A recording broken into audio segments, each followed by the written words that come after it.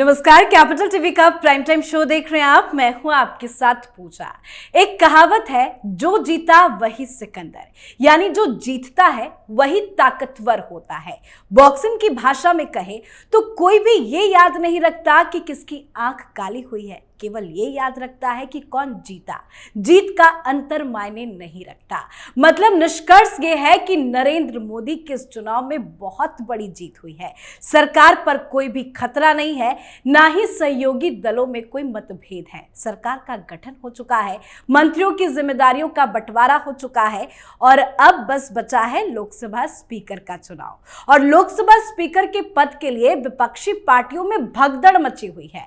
विपक्ष के बड़े बड़े नेता टीडीपी और जेडीयू को साफ साफ संदेश भिजवा रहे हैं कि कुछ भी हो जाए, स्पीकर का पद बीजेपी के पास जाना नहीं चाहिए। टीडीपी जेडीयू को तो विपक्षी दल खुलेआम ऑफर भी कर रहे हैं। खबर तो यह भी है कि विपक्ष भी स्पीकर के लिए उम्मीदवार उतार सकता है। तो आज स्पीकर को लेकर मचे घमासान पर चर्चा करेंगे। साथ ही आपको बता दें, जैसा कि शुरू में मैंने आपको कहा कि जो जीता वही सिकंदर, मतलब स्पीकर तो बीजेपी का ही होगा। तो स्पीकर पद को लेकर एनडीए में क्या चल रहा है, उसकी भी डिटेल्स आपको देंगे। चर्चा के लिए मेरे साथ स्टूडियो में मौजूद हैं कैपिटल टीवी के editor in chief doctor Manish Kumar. Doctor साहब, बहुत बहुत स्वागत है आपका। धन्यवाद। एक बात के तो साफ संकेत मिल रहे हैं कि स्पीकर तो बीजेपी का ही होगा, लेकिन विपक्षी खेमे में क्या चल रहा है? देखिए, हिंदुस्तान में आज तक इतना बेशर्म विपक्ष पैदा ही नहीं हुआ। राहुल गांधी ने किस तरह की राजनीति की शुरुआत की है, जिसकी पूरी के पूरा आधार ही बेशर्मी बेहयाई है। आप क्या कह रहे हो? आप सीधे सीधे हॉर्स ट्रेडिंग मैं करूंगा इसका ऐलान कर रहे हो। चोरी और सीनाजोरी। सेकंड, आपने स्पीकर पोस्ट का पॉलिटिसाइजेशन और फ्यूचर में इसका गलत इस्तेमाल मैं करूंगा, इसका ओपन डिक्लेरेशन है। भाई, विपक्ष में हो राहुल बाबा, पहले आप बताओ, नेता प्रतिपक्ष बन रहे हो या भाग जाओगे? कंफ्यूज्ड है वो अभी। जो काम है तुम्हारा वो काम करो। नेता प्रतिपक्ष तय करना विपक्ष का काम है, आपस में पहले तय कर लो। पार्टी ने तो कहा कि भाई गुजारिश तुमसे की है कि भाई तुम बन जाओ, लेकिन तुम भाग खड़े हो जाओगे, ये अच्छी तरह से पता है। जो काम स्पीकर को चुनने का है वो सरकार का है, उसमें नाक घुसड़े जा रहे हो, उसमें नाक घुसड़े जा रहे हो। तो पहले फंडामेंटल चीज क्या है? फंडामेंटल चीज क्या है कि जो सवाल का जवाब है, स्पीकर और डिप्टी स्पीकर दोनों सरकार का ही होगा। स्पीकर तो बीजेपी के बाहर का होगा ही नहीं, बीजेपी का ही स्पीकर होगा, और डिप्टी स्पीकर वो अलायंस पार्टनर में से किसी का होगा। आगे देखते जाइए क्या होता जाएगा। क्यों होगा ऐसा?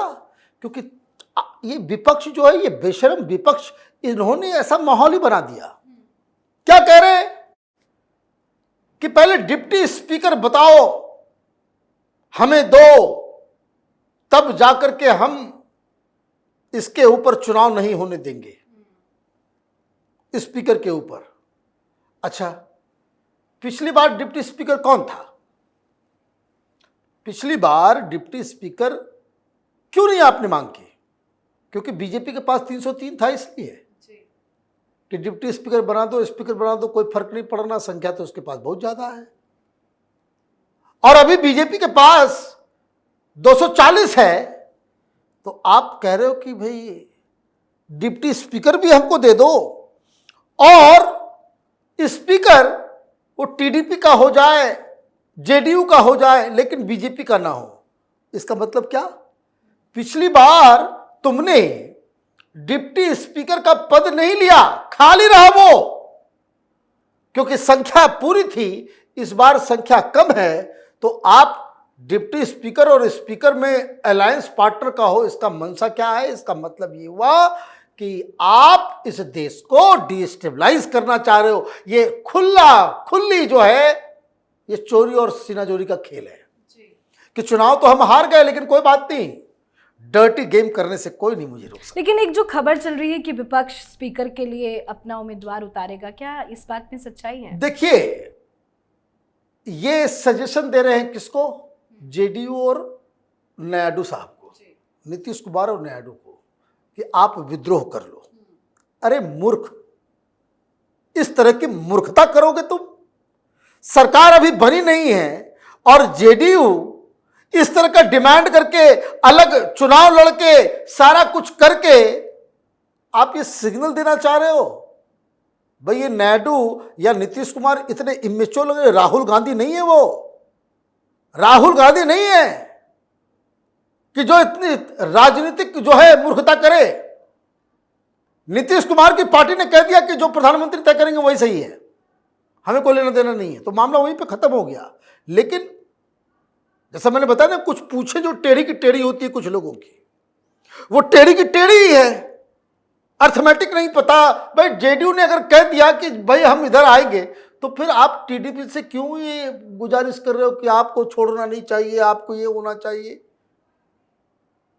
भाई 303 समर्थन है,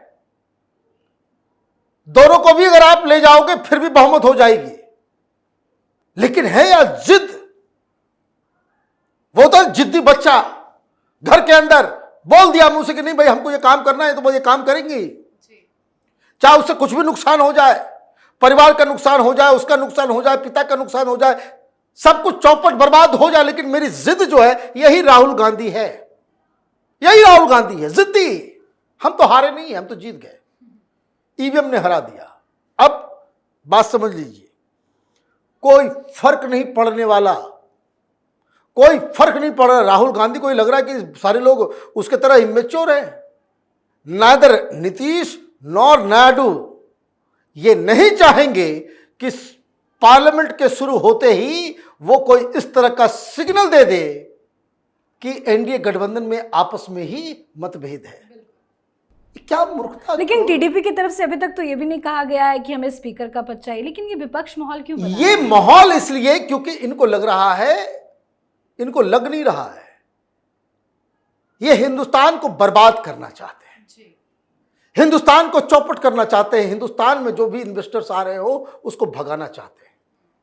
कारण फाइनेंशियल टाइम्स में राहुल गांधी का इंटरव्यू आया। भाई चुनाव हार गए, चुनाव के बाद किसी इंडियन मीडिया को ही इंटरव्यू दिया होता। आपने चुना किसको?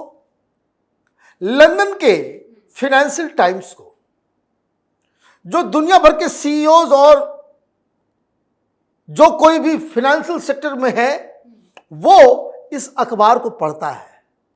क्या हेडलाइन है मालूम है? कि ये सरकार कभी भी जा सकती है।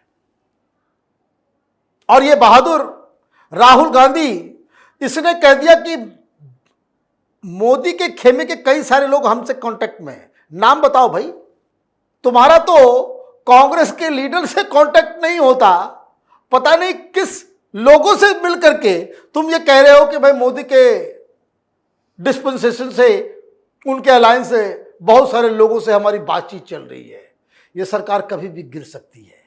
बस एक पार्टी इधर से उधर हो जाए तो मामला गड़बड़ हो सकता है, डिजास्टर हो सकता है, सरकार जा सकती है। दो बातें आप कह रहे हो, एक कि कुछ लोग हमारे संपर्क में हैं, दूसरी एक पार्टी इधर से उधर हो जाए तो सरकार गिर जाएगी, तीसरी यही कारण है कि आप स्पीकर भी चाह रहे हो कि जो बीजेपी का नहीं हो और डिप्टी स्पीकर भी अपना चाह रहे हो। माने मूर्खता की कोई पराकाष्ठा है। और अमित शाह और प्रधानमंत्री मोदी जो है वो ऐसे मुंह ताकर के बैठे हुए हैं, है ना? इस तरह से राजनीति होती है। मतलब आप हमाम में नंगे नजर आ रहे हो, इधर बयान उधर बयान, इधर ये खुल्लम खुल्ला आपने बता दिया कि बहुत ही ब्रेजन तरीके से आप हॉर्स राइडिंग करना चाहते हो, सरकार को अनस्टेबल करना चाहते हो। ये ओपन डिक्लेरेशन है और कोई उस पर सवाल नहीं कर रहा। भाई क्यों? कारण दो है, एक तो मूर्ख समझते हैं लोग, भाई मूर्ख है, बकवास करता रहता है, और दूसरा जो अर्थमेटिक है वो इनके डींगों से जो है वो मैच नहीं खाते। प्रधानमंत्री मोदी तय करेंगे स्पीकर कौन होगा, और डिप्टी स्पीकर भी उनको नहीं दिया जाएगा, नहीं देना चाहिए। और इसके लिए इलेक्शन हो तो इलेक्शन हो ही जाना चाहिए, क्योंकि ये हमेशा के लिए विवाद ही खत्म हो जाएगा कि कौन किसके साइड है। जब तक कहानी ये इसलिए चल रही है तब तक इलेक्शन नहीं हुआ है कि वो इधर है, वो इधर है, ये इधर है, वो इधर है। लेकिन जैसे ही इलेक्शन होगा तो नंबर्स गेम में कहां पे राहुल गांधी खड़े हैं, कहां पे इंडी खड़ा है और कहां एनडीए, वो पता चल जाएगा। फिर ये विवाद खत्म हो जाएगा। अब दूसरी चीज कि ये लगातार इस बात को कह रहे हैं कि भाई हम आ जाएंगे, हम ये कर देंगे, हम वो कर देंगे। तो ये इस तरह से अगर आप मीडिया में अफवाह फैलाना चाह रहे हो, जब आप ये जानते हो कि आपके पास नंबर नहीं है, तो इसका मतलब तो साफ है कि आप देश में एनार्की लाना चाह रहे हो, सरकार को कमज़ोर करना चाह रहे हो, देश को कमज़ोर करना चाह रहे हो, हिंदुस्तान में एक अनस्टेबल गवर्नमेंट है, ये पूरी दुनिया को मैसेज देना चाह रहे हो। पता नहीं राहुल गांधी क्या करना चाह रहे हैं, लेकिन एक बात मैं जान रहा हूँ, ये सारी चीज़ें होगी, वो 15 दिन विदेश यात्रा पे जाएंगे और बाकी लोग फिर अपना सिर पीटेंगे, माथा खुजलाएंगे और उनको लगेगा कि किस बेवकूफ़ी में इन लोगों ने इतनी सारी बातें कर दी और हाथ में आया कुछ नहीं। बिल्कुल सर, बहुत बहुत धन्यवाद समझाने के लिए। धन्यवाद। तो तीसरी बार सत्ता संभालने के बाद बीजेपी ने साफ कर दिया है कि लोकसभा में स्पीकर बीजेपी का ही होगा। एनडीए के सहयोगियों को डिप्टी स्पीकर का पद मिल सकता है। बीजेपी ने साफ कर दिया है कि इस मामले में वो समझौता नहीं करेगी। वहीं बीजेपी ने अपने वरिष्ठ नेता और रक्षा मंत्री राजनाथ सिंह को विपक्ष समेत सभी दलों से बात कर आम सहमति बनाने की जिम्मेदारी भी सौंपी है। राजनाथ सिंह के आवास पर लगातार बैठकों का भी दौर जारी है, तो वहीं विपक्ष भी लगातार बैठकें कर रहा है। पर जीत का शहरा मोदी के नाम है, तो स्पीकर के पद के लिए भी जीत पीएम मोदी की होगी। आप अपनी राय कमेंट कर लिखें। देखते रहिए कैपिटल टीवी। नमस्कार।